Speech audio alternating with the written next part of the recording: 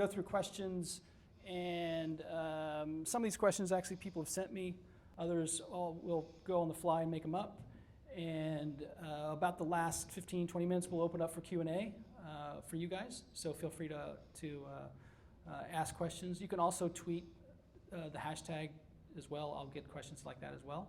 So feel free to do that. But yeah, so the last 15, 20 minutes, we'll do that. So hold the questions till the end, and we'll go through this and be out of here by a little after 8 o'clock. Sounds good. Okay. So first of all, why do you do what you do? Like, why you're so? This is like an existential question. Yeah, right like off the bat. first, I guess everyone doesn't know, but you do. But so you're a venture capitalist. Yeah. So tell us why you do that, and if you can, tell us real quickly just a bit about DFJ. Sure. Yeah. So so the venture capital is the sort of last chapter for me of being an entrepreneur for 18 plus years consecutively doing startups in the Seattle community. My first startup was in '88. I've been involved with over 25 different companies now as a founder, as a angel investor, board member, advisor, and now venture capitalist. So this is a kind of culminating chapter to all of that. And why I do it is that it's sort of what I do. I wasn't creative as a kid, and I don't have any artistic talent, but I view the formation of a company as a form of art. Yeah, absolutely. And you know, I just love doing it. I love being inspired by entrepreneurs who are bringing these amazing ideas to fruition and galvanizing teams around those opportunities and try to be helpful along the way. So that's, you know, I get the energy from the entrepreneurs that I work with. That's great. And so tell us just you know, a couple sentences. DFJ, and most people know what DFJ is. Yeah, Draper Fisher. DFJ is a 30-year tier 1 venture fund based out of Silicon Valley. We've organized just about $7 billion now in investment assets over that time frame. We're just about to announce a new fund that in a couple of weeks. That'll be our 12th fund. We've backed 400-ish portfolio companies over that long arc. Many that you know: Baidu, Skype, Tesla, SpaceX, Box. You know, so pretty iconic companies out of that mix. It's a 4th generation venture fund in the sense that the great grandfather of Tim Draper started in the venture business. So we're carrying on that legacy. I'm one of 6 investing partners in the fund, and my mandate is to, you know, try to find the next SpaceX, sure, hopefully here in Seattle. Yeah. So why do they go from Draper Fisher Jurvetson to DFJ? What is that? Well, it was just part of the, you know, the evolution of the brand. I mean, one of the real challenges with venture funds is generational succession. You see very few funds that have succeeded in carrying on over multiple, you know, generations. Many funds, you know, Accel would be one, Kleiner Perkins is another, Sequoia another, but very few funds make it from generation to generation. And so in our journey, we just thought that it would be better to kind of lose the names on the door, so to speak, and go to this DFJ branding. So Tim is an active supporter of the fund, but he's not an investor any longer. And John Fisher's doing our growth stage investing. We have a sister fund that does the later stage investing. So the J is still around, Steve Jurvetson, but that's it. Yeah, that's right. Yeah. So tell us, you know, the audience, you're looking for big ideas.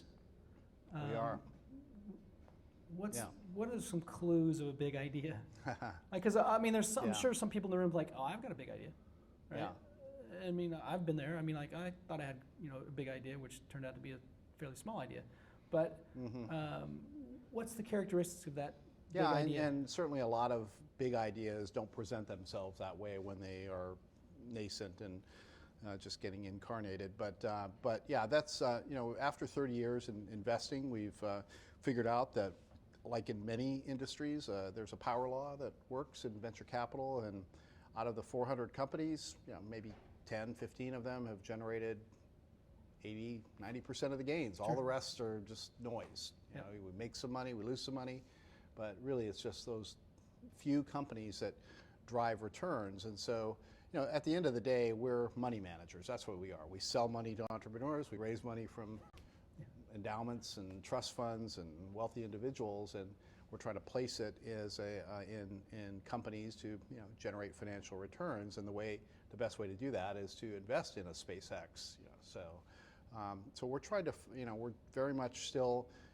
trying to chase outlier events, trying to find these mission-driven, purposeful entrepreneurs who are bringing highly disruptive technologies against large-scale businesses in an attempt to build a $1 billion plus proposition, because that's the only way we know how to make money. There are other ways. We just it's just our model has evolved so you know, we're known with our LPs for delivering every now and again a really big outsized return. So we swing for the fences. We're comfortable taking, you know, large risks to do that, because they're not, as I said, you know, these young companies, they don't look like you don't know big ideas right from the start. So generally they're addressing very, very large markets. That's number one. Can't be a big company addressing a small market. And you know, they have mission-driven entrepreneurs who are out to change the world.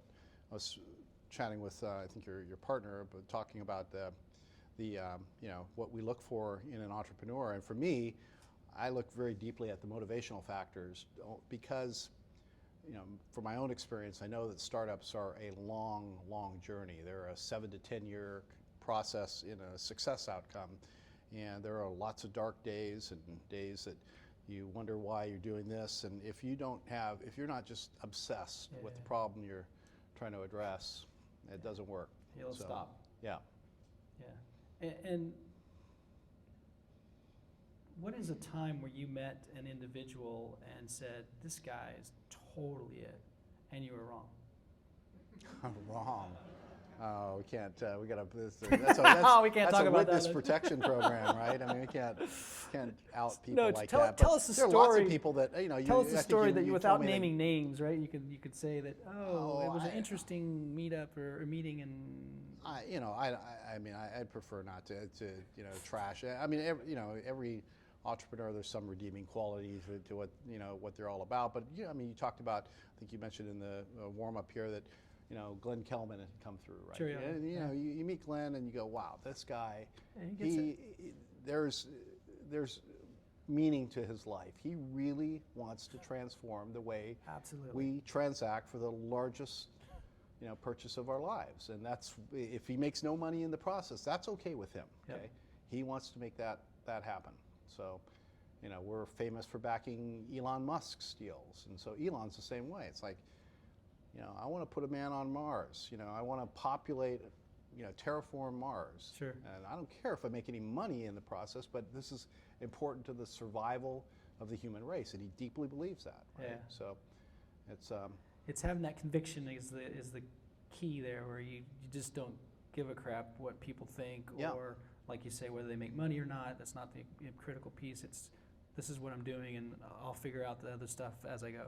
My most recent investment here in Seattle is a company called Remitly. It's led by a young entrepreneur, Matt Oppenheimer, who's a remarkable young man. Yeah. He's actually going to be here in June. Oh, good. Yeah, you're going to love him. He's fantastic. If I could work with, you know, 100 Matts, life would be great. But he spent 4 years in Kenya working for Barclays, and he watched the challenges that Kenyans had to receive money from loved ones back. I'm sorry. He watched how the difficulties that Kenyans had to receive money from their loved ones who were working abroad, and he said, you know, I'm going to fix that. And came back to Seattle, joined Techstars, started a team, and you know, he's out to change the world. He's out totally. Definitely. Yeah, he's totally nailing it too. Yeah. So give us just a bit of background. Like, so you've been here in Seattle for most of your adult life. Yeah. Right. Up from Bellingham or down from Bellingham. Why do you stay in Seattle? Well, my wife's a 4th generation Seattleite. Oh, How's okay. that? Yeah. I guess and that's we were down in the Bay Area. I was doing a startup down there, my very first one actually, tech startup, and We were there from '88 to '91, and we had our first child. And my wife said, you know, look, I'm taking our daughter back to Seattle, and if you want to watch her grow up, I would advise you to should come with me. Figure out how to make a living in Seattle. Yeah, so yeah. it was good advice, and you know, I'm glad to have been here and been a participant here. And you know, as we all know, I mean, Seattle's been, you know, it's not the Bay Area. Bay Area is Mecca, and there's only one Mecca, but you know, it's a fantastic place to be an entrepreneur and be a participant in the community, and you know, wouldn't have traded that for anything. And you know, we talk about it a lot, and I'm sure most of the people in this audience have heard about, you know, the difference between the San Francisco and Seattle, et cetera, blah, blah, blah. Yeah. So what is, from a VC standpoint, I mean, that's put your business hat on. From a VC standpoint, what is the difference between Seattle and the Bay Area? For at least the major difference for Bill. Well, so I have the advantage of, you know, I sit in our partner meetings and see a lot of our deal flow from the Bay Area. And, you know, a couple of things do strike me as being different. I mean, Seattle entrepreneurs, and this is not trying to be pejorative, but they are not typically as ambitious as a Bay Area entrepreneur. The Bay Area entrepreneur just, they want to dominate and crush whatever segment they're not nice people, really, you know? So. So that's different. It's just cultural. You know, in Seattle, we're nice. You know, it's, you know, the whole thing about the tallest trees getting chopped down and things like that. So we don't tend to be chest thumpers. Yeah. And very much, you know, it's different in the Bay Area, but they do tend to have a bit more of a sense of urgency about it. They see how every high quality idea gets quickly knocked off in the Bay Area, so they have this urgency to get things done that, you know, maybe we don't have quite that same mentality here. And is that, you know, again, now coming from an entrepreneur standpoint, which you were for many years, the difference between here and there, what is that difference for you if you're wearing the entrepreneur hat? Well, I think here in Seattle, you're in a position to actually build long-term companies that maybe aren't rocket ships from day one, but they take time to grow because you have that loyalty factor from employees. It's not in the Bay Area. It's brutal competition. You've got Uber sitting next to Square, sitting next to Twitter, right? I mean, so depending on the stock price or perceived stock price of the day, you've got, you know, people just walking across the street finding a new job, right? So, and you don't have that proliferation of startups here, and I think people will stick with companies a little bit longer. Qpass is a great case in point, a company that I was fortunate enough to be one of the co-founders of, and you know, ultimately we had a very successful outcome, but it took 9 years, and we went from a you know, heavily funded VC startup with an S1 underwritten by, you know, Goldman Sachs to being very humbled in the .com era, went from 350 people down to 50, and rebuilt a proposition to, you know, that got a fantastic exit. And I think one of the things that we're proudest of is that of the I think it was 35 of the first 50 employees we had were there at the end. Wow. After a kind of up and down and up, back up again. Yeah. So that says a lot, just again about the loyalty of the Seattle employee, right? Yeah.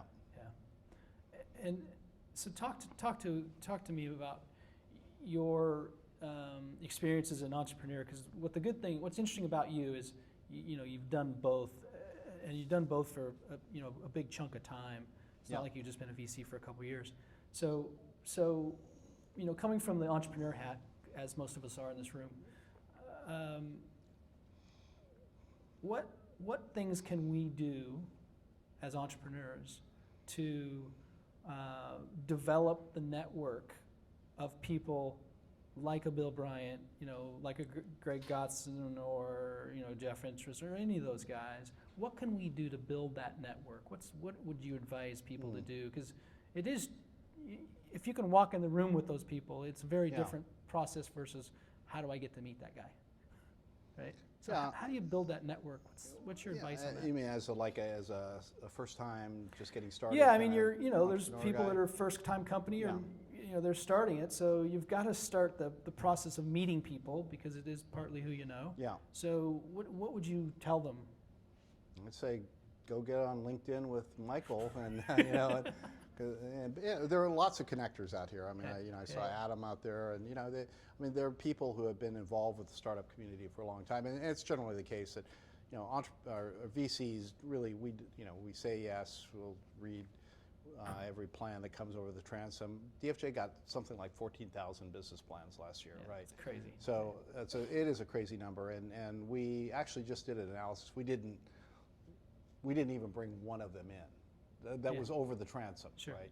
Into for a meeting. So if you're not a high enough, if you don't know how to network and get to people who know the right people, you're probably not going to be a very successful entrepreneur who's able to get that first customer, right? Yeah. So there's so many people out here even in this audience that know the venture community and get to know them. Yeah. I mean, it's super critical. Yeah, we have to use filters, and one of the filters is, can this person figure out how to connect with people that say, I'm going to put my reputation on the line. I know enough about what you're trying to accomplish as an investor, and I think you should meet with this entrepreneur. Yeah. You're not going to waste my time. Yeah, and that's obviously your one of your jobs is to build that network of people that will send Bill the right one, not the crappy one. There you go. Yeah. So the along those same lines, that mentorship, that is important to have a mentor and very much so. Facilitate that. How much of that do you do? You're probably obviously a mentor for maybe several folks, but why do you do that? I'm a mentor right now for Techstars, for 9 Mile Labs, for the Microsoft Accelerator. So, I do spend time with young companies, knowing that we're unlikely. We're not seed investors, I should say that now. 10 years ago, DFJ would have been considered a seed investor. Today, there's so many micro VCs, seed funds, super angels, accelerators, peer funding platforms, crowdfunding platforms. We just said, we're not equipped. When we invest hundreds of thousands of dollars, we just can't spend the time with the company as we can when we're investing millions. So, I do that not because I think any of these companies are going to be ripe for us to invest in immediately, but Remitly was a Techstars company in 2012. 2 years later, they're at a stage where it makes sense for us to be involved. So it's building some long-term relationships and just keeping tabs. Definitely mentorship is important. You mentioned Scott Oakey, coming up. Scott was my personal mentor. He's why I really absolutely say hello to him. Oh, that is interesting. Yeah, without Scott, I wouldn't be sitting up here beside you. That's great. That is very good to know. Yeah. And I think one thing that I would just add to that is, I think one of the things we do, especially when we're younger, because we're really smart and we know everything. At least I was when I was 23. Holy crap. Is we don't value that as much when we're younger. The value of someone older that maybe it's just a sounding board, right? Yeah. And the value of that is just, it's huge as you go up the food chain in your life, having quality people like a Scott Oakey around you. Like you say, you wouldn't be sitting here with a guy like that. That's saying a lot. I mean, that's a big statement, right? So I just think one of the things that we do as individuals and entrepreneurs is we don't value that enough, especially early on in our careers. So I would say, if you're not doing it, find someone and do it. Do get a mentor and find someone you really like and will really give you honest, quality feedback. Yeah, some of the best entrepreneurs I have had the pleasure of working with from a very early on standpoint built a true board of advisors separate from their board to give them this unfiltered feedback, and it's been hugely important to Yeah. success. Yeah. So talking about boards, you're on what, 5, 6, 7 boards? 5 boards right now, Yeah. right? Yeah. Is that too many? No. Full load is kind of up to 8. Yeah. 8, and it depends on stage. You know, Sure. early stage Takes more. takes a lot more. Later stage tends to also take a lot of time but for a small amount of time when you're trying to figure out exit. But you know, you're trying to balance that off with a couple startups, a couple mid-stage, a couple Sure. later stage. So no, 5's not too many. You can handle that. And is that the general rule? 8? Is that kind of like just a general? 8's kind of a general rule. Yeah. Yeah. Yeah. Above 8, you're feeling pretty taxed. You know, Yeah. 6 is very comfortable. Sure. It's nice. Yeah, you can still carry on a normal life. Yeah. Yeah. What's a normal day for Bill Bryant? What's like a normal day? Yeah. I mean, you know, we visited the coffee shop once. I Yeah. mean, like, what's a normal day for you? Oh, you know, I will take 2 or 3 meetings a day. Just, you know, people. Coffee meetings? Coffee meetings, yeah. Just checking in. I touch base with each of the companies at least once a week. I'll touch base with the CEO and just find out what's, you know, where we can be helpful. A lot of times it's with introductions, customer relationship building, teams, or the companies will be looking for a CFO or VP engineering, and we're involved with those processes. Sure. And just a ton of email and Yeah. and plans, and in a partnership we're all participating in the diligence of the deals that the other partners are working on. So as the deals progress, we'll have to come up to speed and form an opinion on that opportunity. Yep. So. But I can tell you, I don't work nearly as hard as I did as an entrepreneur. Well, sure. Yeah, it's a balanced lifestyle, and have control over your schedule. And did you choose to be a VC? Like, did you say, "Hey, I want to do that," or did somebody No. ask you? Like, Yeah, hey, no, Bill, I had a relationship with DFJ that dated back to the late 90s. I was an independent board member of a DFJ portfolio company. Got to know a couple of the partners there, and throughout the 2000 timeframe, they wanted to build stronger connectivity here into the startup community. They realized that Seattle was one of the important markets, and they didn't really have a way to get into the quality deal flow. Sure. So they had asked if I was interested in involvement. It wasn't interesting at that time, and finally in 2007, I kind of come off the last startup. I really didn't have. I was a little burned out. Sure. And didn't have another burning idea and a team that I wanted to do it with. So I said, let's try this out. But I did not think, honestly, at that time that I would become a full-time VC. I thought, I'll try it for a while. I'll try for a while, but I'm going to do another startup. I was convinced of that just things happened, and here I am 9 years later, and now I am a full-time VC. Yeah. So. Yeah. And what do you think is what's been tough for you? Because obviously you're an entrepreneur, and that's what you did for your whole career. Yeah. What was it hard? What was the hard part about kind of turning the tables, I guess, as you call it? You're coming from a Well, yeah. So look, I mean, being a venture capitalist is fantastic, work if you can get it. So, but there is nothing like being part of a startup that has a shared sense of mission and purpose, and a core group of people that you're working with, and you feel like you're really accomplishing something. And there's just nothing like that. And then we don't have that in the venture. It's not a company per se. We're a bunch of individuals. We come together. We make decisions. We go off and manage the companies. But we don't have this sort of. It's not. Yeah, it's not like a sense of a shared, high-level purpose in life that you get with a startup. So, I envy that, but I have to live it vicariously now. Yeah. It's not a bad thing to do, right? Yeah. Like you say, if you can get the work. And share your concept of what's the perfect, and there is no perfect team, but what's to you is a good team to start a company around?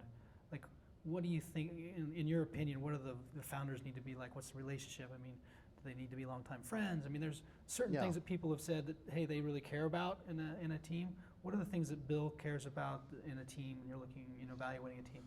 Yeah, well, having worked together is really important. You'd be surprised how many blowups there are in startup teams, and it's beyond. I mean, there's some other reasons why companies fail, but founder dissolution and dissent and tension is right up there.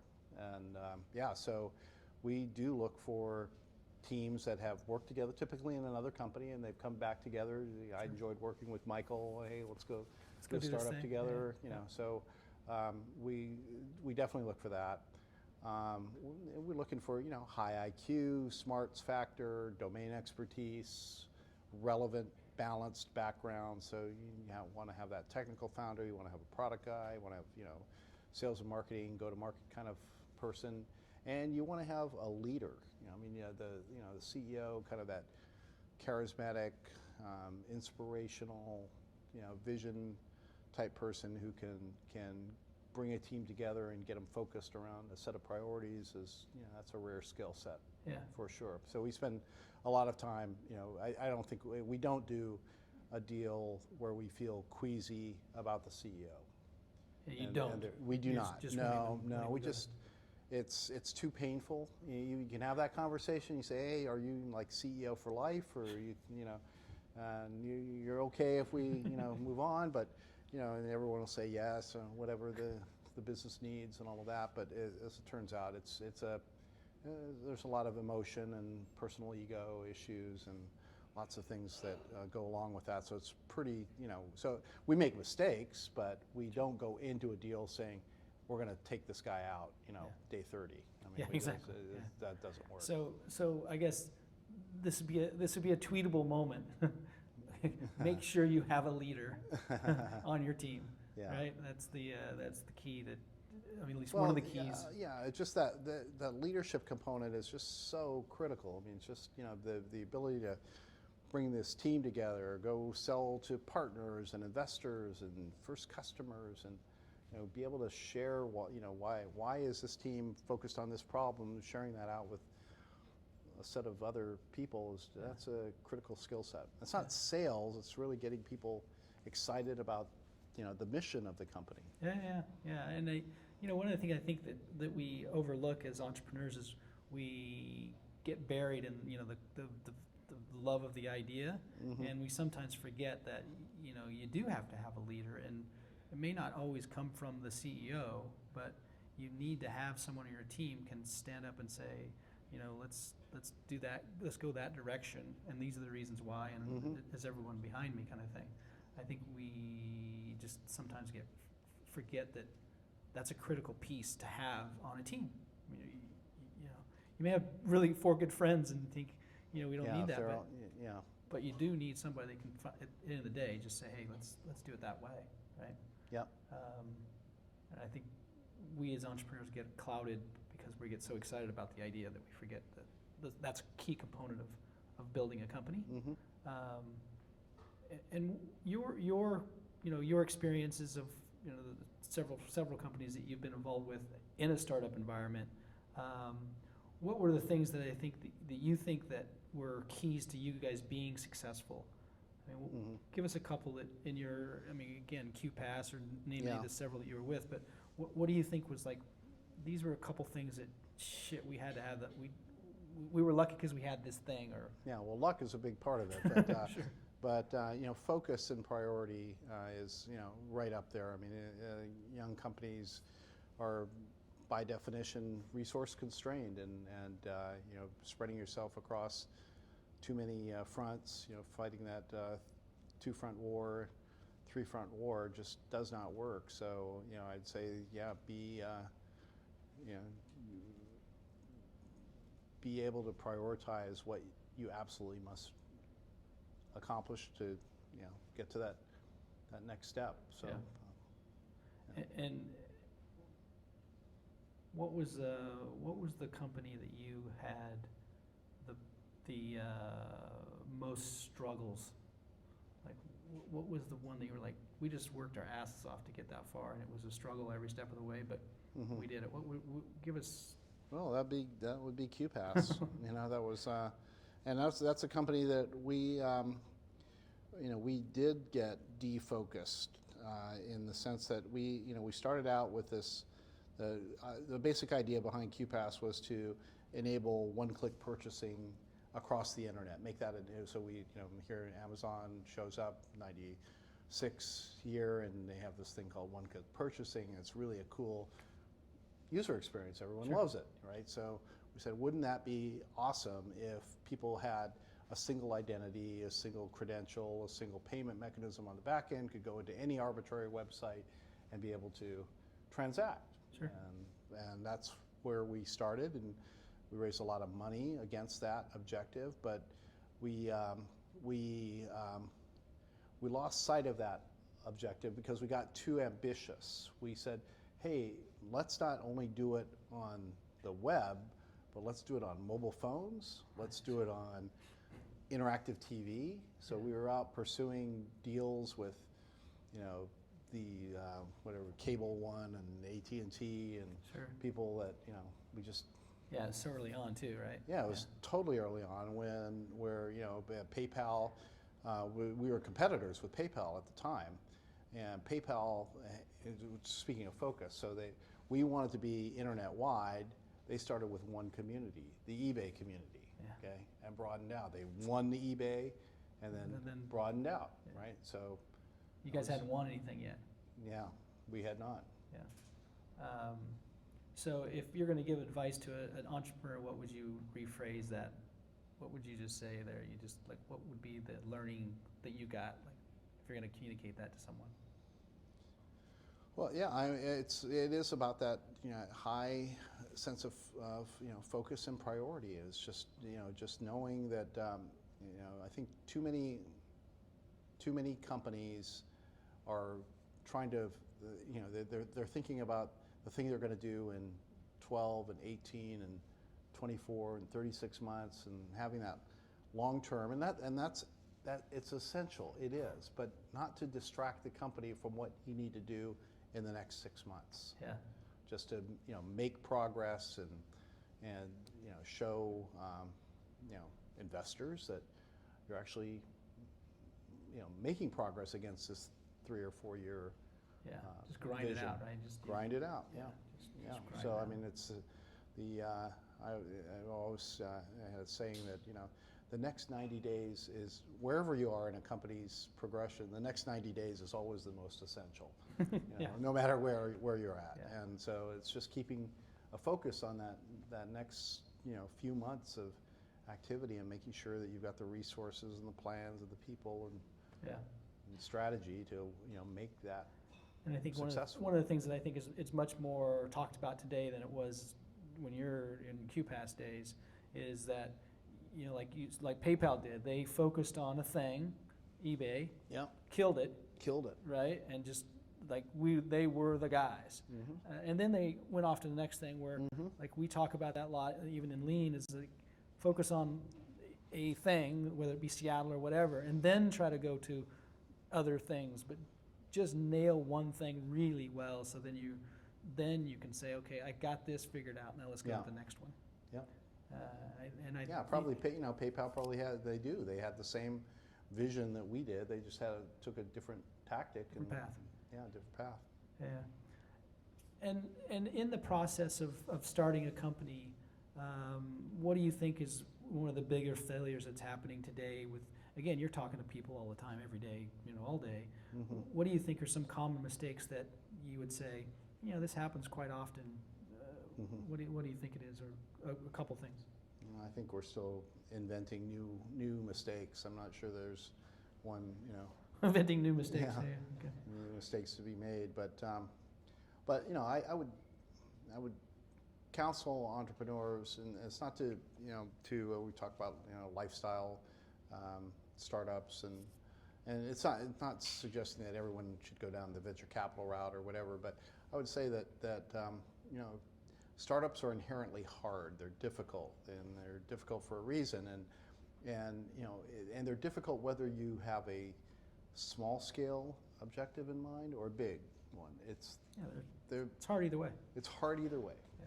So I would say, go for the big one, because you can you can get people who are inspired by that idea, and you can get capital amassed against big ideas versus smaller ones. It's just so it's going to be hard. It's going to be long. It's going to take a lot of effort, years, and so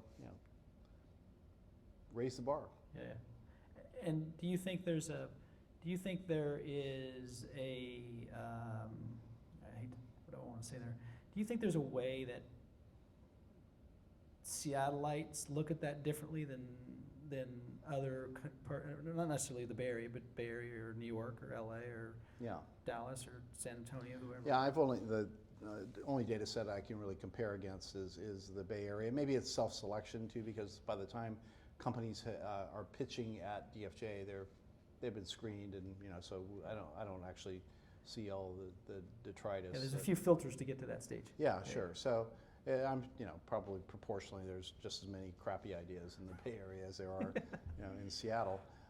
But yeah, I would say that like you say, just I'd love to see companies more like the Redfins and Chefs and Remitlys of the world emerge out of Seattle, because those are the companies that are going to become these iconic 20 years from now they'll still be around, and they're going to create thousands of jobs, and it's going to drive the tech community. I mean, this is why does Seattle exist as a tech community? We're fortunate that in 1983 Microsoft shows up, right? And then Amazon shows up in 95 or 96. And, two companies basically started the whole thing. Yeah, if they had moved to Denver, or where Denver would be the place. Boise. Right? Boise, yeah.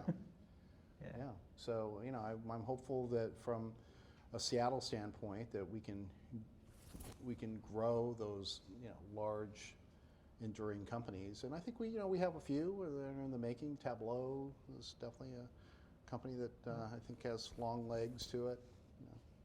Expedia. Yeah.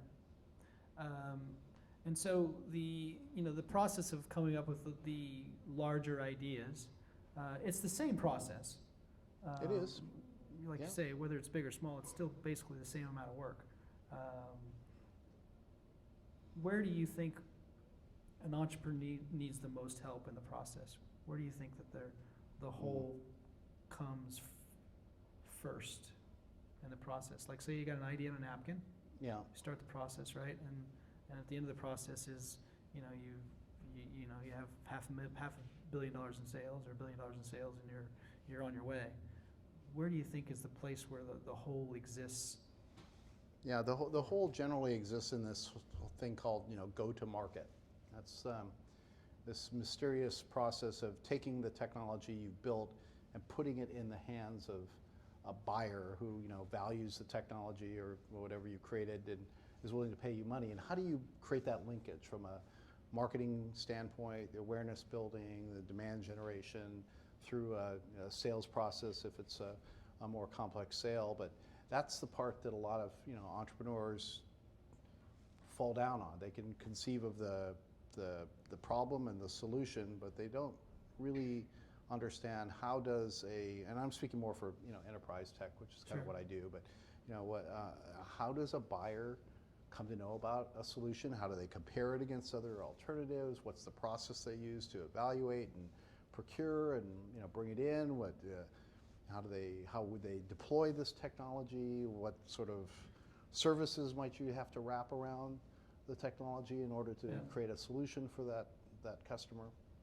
And that's so and I'd say that's where entrepreneurs have to go team up with somebody who understands that. Yeah. Who gets it and done it? Yeah. And the idea of customer development, obviously we're talking about parts of that, right? So when you're in your day, right, when you were in the startup world, the customer development wasn't as I guess talked about. Like we all talk about it now. It's like it's just a common thing, right? So unfortunately, large companies once again are embracing young companies. They want to know what young companies are working on. They need to bring in innovative solutions in order to compete with their peers. So Yeah, in the past it would have been incredibly hard to get to the head of IT for Boeing. Sure. Yeah. If you're a local entrepreneur, but now they're highly accessible. They want to be talked to. They want to be talked to. They want to know because they know that their business is being impacted by software, and they need to understand what people are working on. Yeah, that's actually a good just thought for everyone is no person's too big to talk to, especially the younger people in a room. You guys have a card that you could play all the time. There's some people shaking their heads because I've talked to them probably and say, you know what, you have a card when you're young that you can play all the time because old guys will say yes, or old people will say yes to younger people much easier than they'll sell to older people, meaning for a coffee meeting or whatever. Yeah, especially like in college. Never say no to a kid. You kidding me? Yeah. I mean, I played that card for years. So that's something to never forget. I actually worked with a guy who reached out to Wozniak before he was Wozniak and got a meeting, and he was on his board, for God's sakes. I mean, this guy was huge, right? But the guy just didn't care. He's like, I'm going to go talk to the guy. Yeah, well, yeah. So I think that's a thing that we shouldn't take for granted, that whatever your idea is and whatever you're working on, go for it and talk to the biggest person you think you don't want to talk to that person, because you'd be surprised how many people say yes. It truly is amazing. Yeah. And it will do nothing but help you and be, Bill Bryant, Scott Oakey. And it's amazing how many startups come through in their pitch, and they've got incredible logos right from the start. I mean, it's no longer the case that you got to work with the Sisters of the Poor at the start and kind of work your way up. I mean, they're coming out of the gate with a Boeing logo or Nordstrom or. Yeah, that's something that's really done a good job with, and because there are lots of talented people, which helps, right? And they're willing to do that, because the guy who painted the wall for Facebook is now a multi-millionaire because he painted the wall on Facebook, right? Startups are sexy, right? Startups are sexy. So, in your going back to again to your startup days, what do you miss? What do I miss? Yeah, well, you can say nothing. No. I mean, I miss that sense of shared purpose that you get out of a company that you don't get from an investment firm. I mean, I take a lot of pride and pleasure from the individual companies that I'm involved with, but my partners can't really share that. Yeah. They're not involved, and conversely, I don't. I hear about the successes, but I don't really feel it at any visceral level.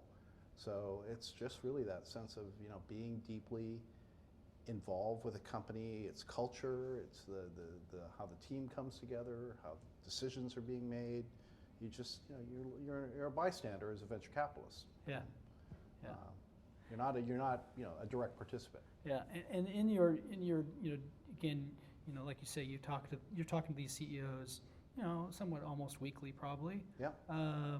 What are you hearing from them that they're working on more than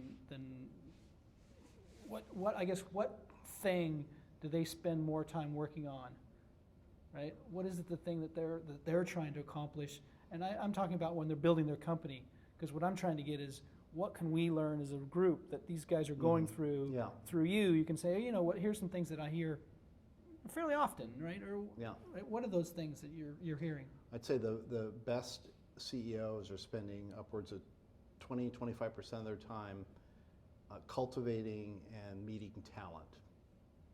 That's recruiting. Just best practice, just getting out, and it's not active recruiting, passive recruiting, just meeting people, but they are constantly networking and meeting people, because they know that 18 months from now, maybe they're talking to somebody aspirationally today. It's they're senior vice president of engineering at Expedia. Sure. There's no way they're going to hire them, but maybe 18 months from now they're at a stage where it does become relevant, right? Yeah. So that's what if you're not spending you know, and I know you say, well, where do I find the time? But if you're not spending, you know, a good 20% of your time just focused on talent building in some way, shape, or form, and this is a form of that, coming to an event like this tonight. Yeah, just absolutely. going out, Shaking checking in, hands, meeting, yep. So then, you know, you're not doing your job as a CEO. Yeah. And that goes truly any size, right? I mean, whether it's a 5-person company or a 50-person or a 500-person. Yeah, I mean, maybe at some point it starts petering out, sure. right? Because you obviously get Stop a being a recruiting startup, function and all of that. But yeah, but certainly under, you know, 100, you're spending a lot of time cultivating talent. Yeah, because, well, especially today, you're always looking for the, you know, smart guys. Yeah. Smart women, smart people, smart humans, period. Mm-hmm. And in your, you know, again, in your kind of daily routine of meeting with these CEOs, is there something that that you wish they were smarter on? Is there something that, again, I'm looking at it from their standpoint, saying, okay, what could we learn to know that maybe others are not up to speed on, and as a VC, or thinking, you know, it'd be great if these guys are a little more up to speed on X, Y, Z, whatever that is. Is there any one thing that stands out?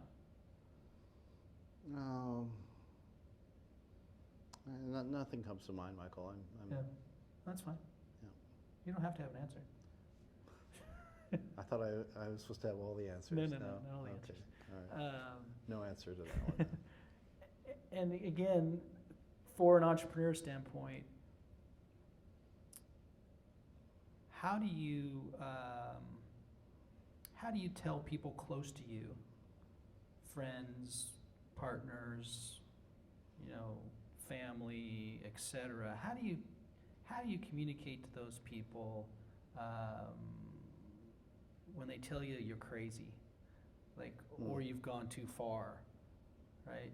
You just think they've gone over the edge, right? There's a point. There's a point sometimes where they actually do go over the edge, but how do you coach someone through that? If you're going to coach me through that, what would you tell me? Like, Michael, you should do X, Y, Z, or how do you help people through that process? And the reason I bring this up is because someone said it to me. So I'm just trying to get. I'm just trying to get a better answer. You're crazy. Yeah, exactly. So they were saying, they're not telling me crazy, but they were asking me this question, like, so I'm now at a point where people are starting to tell me I'm crazy, and they're like, so what do I do? I'm like, wow, well, I don't know, maybe you change people. I don't know, but what advice would you give me if I was saying that to you? There's got to be a little craziness in all CEOs, and so, you know, that's not a bad thing. But you know, I'm trying to decide whether I fall down on the camp of, you know, if everyone's telling you crazy and you're not listening, or, you know, should you be listening to that advice? And you know, we do a lot of team coaching, and just try, because ultimately, if the CEO can't bring their team along with them, then things are going to fall apart. Sure. So if there's a sort of really, truly crazy, radical idea that's brought forward by, you know, the CEO, and they're unable to convince their team of the merits of that idea, then it probably is a bad idea. Yeah. So. What about when your family says, we think you're nuts? Why do keep going after this idea? Has there anyone in the audience had that issue ever, where they're like, yeah, see, I mean, there's probably people that don't want to raise their hand because they don't want to think I'm crazy, but you know, right? I mean, you get to that point where your family starts to say, that's a tough call. Yeah. Yeah, I'm were you fortunately, ever there? Were you ever there when you were in your career? Have you been like, you know, I've been married for 32 years now. My wife's just like, she knew that going into the marriage, that, you know, I told her that I'm not going to be working for, you know, Boeing. Yeah, for Boeing, right? So it's just the, you know, the ups and downs, and she's been good with that. She's never complained once, even when some deals took harder to get off the ground. Sure. Yeah. Well, audience, if you want to ask some questions, start putting those in your head, and I got one more here, and then I'll open some up. In in your process of evaluating companies, I'm coming to you as a CEO and I've got an idea to you, right? And we're sitting down having coffee, talking about my idea. What are some things that you do not want to hear me say?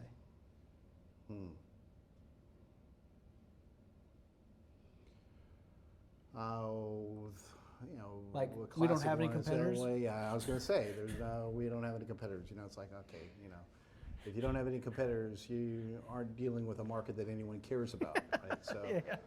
So, you always have competitors. You always have alternatives, substitutes, the way things are being done, at a minimum. And so, so no competitors is, crazy. Yeah. There are, every now and then you get these, sort of entrepreneurs who just fundamentally don't understand anything about, finance and ramps. I mean, they'll talk about, I did 200,000 last year, and next year I'm going to do 72 million. Exactly. And it's like, okay, wow, how would you get there? How would you do that? How would you do that? And they say, well, you look at the market. We're just going to, we're going to get 4% of that market, right? Yeah. So we just want 1%. yeah. So that's just a complete turnoff for sure. Sure. Those are things that everyone. I mean, those are the good things that we need to understand as entrepreneurs. That, and you. One of the things that I always interested is like, oh, we're never going to need any more money. This is plenty. I'm like, yeah, and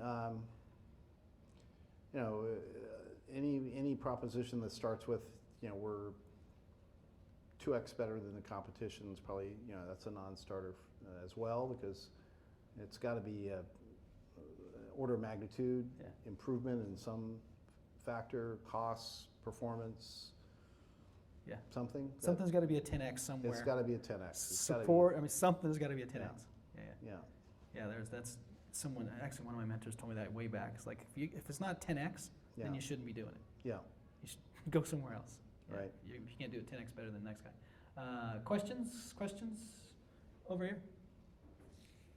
Tell us about your year in London. Oh. How that related to.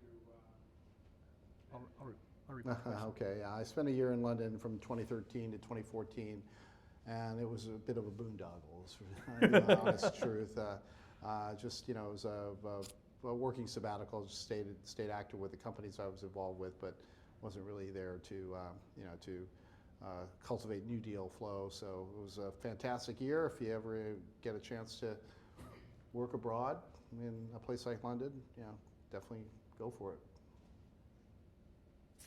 All the way back in the purple. When you talk about, you just joked about going from 200,000 to 72 million, how do you really analyze whether or not a company has got a growth path that makes sense? Because sometimes it takes money to get sales, sometimes it takes sales to get money. And how do you look at a reasonable ramp? Yeah.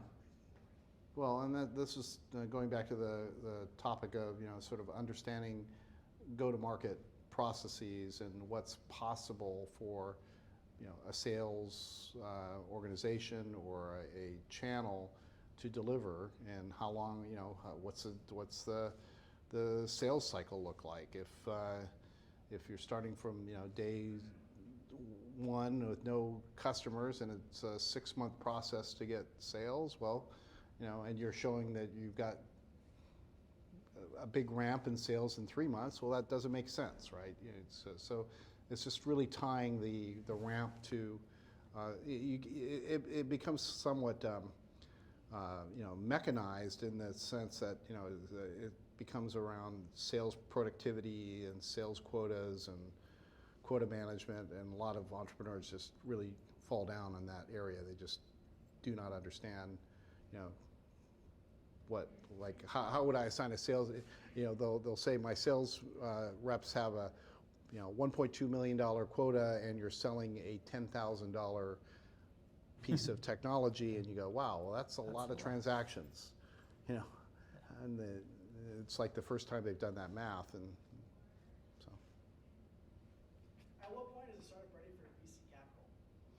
Or is there even a point? Well, yeah. So venture capital is expensive money. Okay, and certainly as entrepreneurs, you want to make sure that if you're raising capital, comes at a time when you can, create a very large, benefit to the company from taking that in. So you raise venture capital when you understand, if I take in hundreds of thousands to millions, if I do these things, I can dramatically increase the value of this business. And one of the things I will tell entrepreneurs when I meet with them, they'll say, well, I'm trying to raise 5 million, okay, just as an example. When you say 5 million, I translate that into 50 million, because I got to get a 10x return. So I'm saying to myself, the first calculation I'm making is, okay, based on this idea that what's your name? My name is Brandon. My company's Brandon, okay. Brandon's just given me this idea that he's working on. Do I think that my share of, after I negotiate with you over an investment, is going to be worth $50 million? So if let's say I own a fourth of the company for my $5 million, I'm implicitly saying, I think the idea you've just outlined is worth 200 million, right? If I can't get there, then I don't give you the 5 million, right? Does that make sense? Because so you as an entrepreneur have to be very comfortable that, I raise 5 million, I can absolutely drive valuation for all of us to, a level that warrants you having raised the money in the first place. Okay. So when you're ready to prove to investors that you can get that 10x, you're ready. Yeah, yeah. Awesome. Thank you. What does a healthy board look like, and what's your advice to the entrepreneur for building a successful board? So the question is, what's a healthy board look like, and give me some ideas of creating that. Well, a healthy board's got a couple of representatives of the founding team, the management teams, typically CEO, one other founder, one or two investor representatives, generally two, and an outside director. And that's kind of the, prototypical board. Other questions, guys? Scott? So I've worked with people that have an idea and they just share it with everybody. And I've worked with people that are so paranoid that they don't even want you to share the idea. Mm-hmm. And when do you work with getting them to put it out, and when do you NDA up and not NDA up? I mean, you talked about how a lot of startups, the big guys, are out there looking for those ideas. Mm-hmm. And sometimes they're looking to steal the idea, and sometimes they're looking to work with you for the idea. So how do you build that? When do you NDA up and not NDA? Yeah, well, I mean, any venture fund, they won't sign an NDA. I mean, as I said, we see 14,000 plans, most of which we don't even look at, really. So I'm not going to sign something that creates a legal obligation for a plan that I may or may not even looked at. So it's not, it's not going to work to request an Just building NDA. trust, having that trust. If you're going to go to VC, you've got to have trust that they're not going to. Honestly, the idea we will sign NDAs for, very narrow, sort of, I want to protect this specific piece of my patent application that's in process. We'll sign that, but you got to figure out how to share your idea if you're going to go sell to customers. And you don't ask customers to sign an NDA in order to try to pitch them. So So one question about NDAs. What do you say to yourself when a entrepreneur comes and says, "Will you sign an NDA?" What's the first thing that comes to your mind? Well, I mean, But no, we won't. But what's No. that tell you, though? Does it give you a backstory about the entrepreneur? Yeah, no, there's a naivete about the entrepreneur that they think that they have to be. You have to have a public version of what you're doing, or you're not going to get anywhere. I say, I've got the greatest idea in the world, but I can't tell you until you sign my NDA. You're just, you're never going to get anybody, joining you. And So, piece of advice, because literally this happens at least once every couple of weeks. yeah, Don't ask me or anyone that talks to a lot of people to sign an NDA. It's just impossible, because I see too many deals and I can't do it. You see way too many deals, you can't do it. So that's just, we don't have control over the deals that absolutely. I mean, you might have met somebody and they end up competing with you. It's like, oh, well, I didn't, Had I no wasn't idea. a catalyst for that, Yeah. but you're So suing me. it's just Yeah. one of those things where it tells you the level of knowledge of where Yeah. you're at. So again, it's just a thing that just kind of gives you a hint of where that entrepreneur is in their maturity. Now, we will sign NDAs after a first meeting, and when it's narrowly restricted to, they say, look, I want to share with you the secret sauce. Adam was out there. The patent's still being worked on. We really need to, Yeah. protect this piece. And we'll say, okay, fine. Yeah, we're gonna for that little thing. Yeah. Jack, your question? Yeah, first of all, thank you for being here. Well, Thank you, Jack. I have a macro and a micro question. So macro, Fortune.com wrote about Silicon Valley's $585 billion problem and the state of the unicorn. So I'm curious, since you invest in that place, I'm curious to hear kind of what you think about the kind of unicorn status for a lot of those. And then if I would eventually want to be a unicorn, what would I read or a podcast to listen to or some of your favorite things and how you stay in the know of what's going on in entrepreneurship? Okay. So the first one is, Yeah. tell us kind of the state of the unicorn, which is definitely being talked about a lot. Yeah. As Jack said in Fortune magazine as well as one of them. Yeah. And the other is just, if I think I'm a unicorn, what should I be reading and what should I be listening to? Yeah, so no question that over the last 24 months, the private markets have valued late-stage companies at a much higher level than the public markets do. We've got a case in point in Box. We love that company. By all measures, it's one of the fastest-growing SaaS companies ever. 300 plus million in revenue. I mean, it's a great company, and yet it's trading for about $2 billion today. Big number, Sure. but supposedly Dropbox has a $10 billion Yeah, number. Now, there is no way, if they had to go public, they would get that. they would get that anywhere close to that, because their revenue numbers are, far south of Box, right? Yeah. So there's no doubt that the private markets have been overvaluing the privates, and there's going to be pain for sure if those companies have to raise capital in the next 12 to 24 months in order to continue on. They are going to be challenged. They're not going to see the valuations. Certainly, if they went public, they wouldn't see that, and that's where we're at in the cycle. Yeah. So talk it doesn't affect the early stage stuff No. really, and actually, none of my companies. I mean, I guess the blessing is that I don't have any, like unicorn companies, Sure. but we have, we've been raising money responsibly at valuations that are supported by the, revenues and growth rates. But if you have to raise money in the next 12 to 24 months, and you're, a late stage cash burning company, it's going to be a real challenge. Yeah. For sure. In terms of the stuff I read like the things that everyone else reads. I mean, it's the blogs. You don't have a secret blog? I don't have a secret blog. Damn it. Yeah, no. No podcast, no. What about a book? Anything like in the last 12 months, like this is a great book. A book. It has pages. Maybe it's on your Kindle. No, I was, I think the last book on the sort of investing in venture capital that I read was the Peter Thiel, what's it called? Yeah, 0 to 1. Yeah. 0 to 1. Yeah, which is quite good. Yeah. Yeah. One last question. One question. Mike, right up front.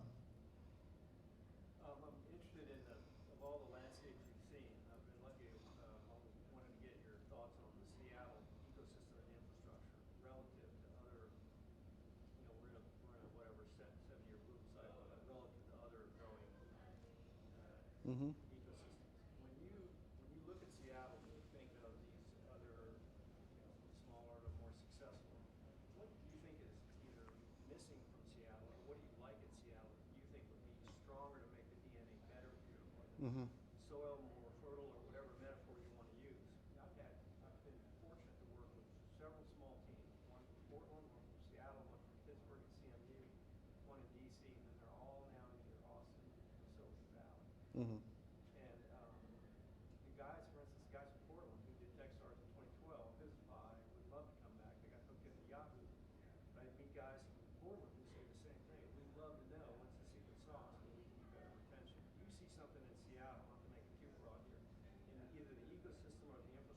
Mm-hmm. I think it's either missing or you think it really needs to get juiced. To tackle one of the things you said earlier, which is, you know, not that I want to see Seattle get more obnoxious. I don't Mm-hmm. want that. But something could be more affordable.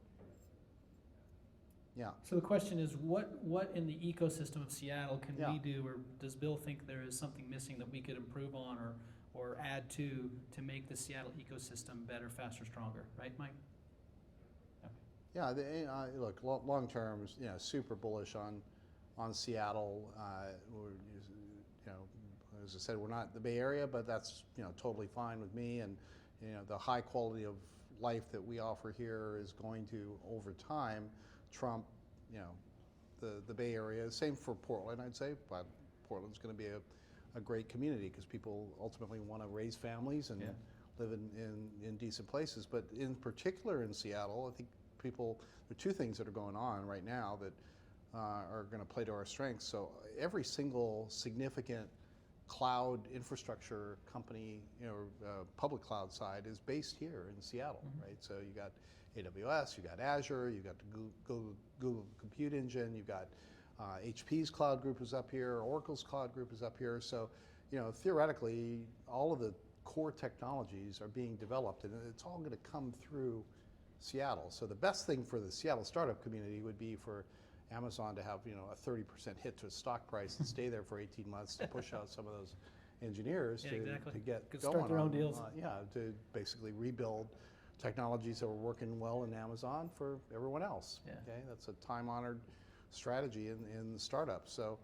So to the extent that, you know, like we've got this lock on insight into scale-out computing and that, you know, doesn't exist anywhere else, nowhere else. So I'm bullish about that. And, you know, VR is going to be big here. We've got HTC Vive, we've got the Oculus group here, and hundreds of startups. It's between us and LA. LA brings the cinematic experience in video, but you know, we've got all the gaming stuff up here. So I'd say those two areas, you got to think you got to be long on Seattle for those two reasons. I would agree.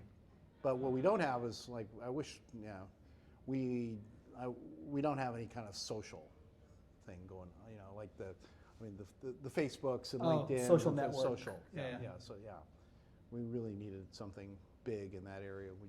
We missed that wave. Yeah, just missed it altogether. Yeah. Well, I have to thank everyone for being here, for you guys being here, because it would be kind of boring if it was just Bill and I.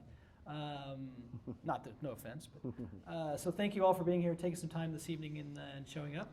Like I In said, the future, in virtual reality, we will be just sitting here, exactly. and then there will just be a bunch of avatars out here. yeah, totally. We'll have a headset on, and you know, Yeah. everyone will be at home really, listening in. in front of their fireplace, right? Yeah. Again, thank you all for coming. Thank you to all of our sponsors, CIP, PwC, Drizzly, you guys are awesome. Of course, Galvanize for being here, and Pivotal Labs for helping us do our thing. And next month we're here, same time, same bat channel with Nick Soman from now Rhapsody, Reveal, Lightbright. And if you need anything, shoot me an email if I can be of any help. Be safe, have a great week, and see you next month. Oh, one thing, can't forget. Without Jack Smith, this thing would not happen. Jack, thank you very much for all your work. Yeah. Have a great month, everyone, and be safe. Thank you. Thank you.